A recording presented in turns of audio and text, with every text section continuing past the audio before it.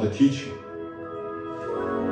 For 2,000 years, knowledge passed from father to son, father to son.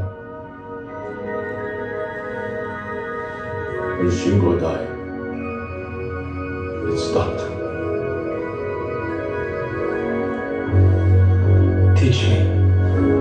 I can do it. You are not Japanese. You are not a Tanaka.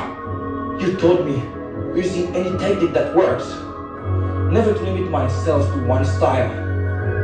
To keep an open mind. Why? To honor you, Shidashi.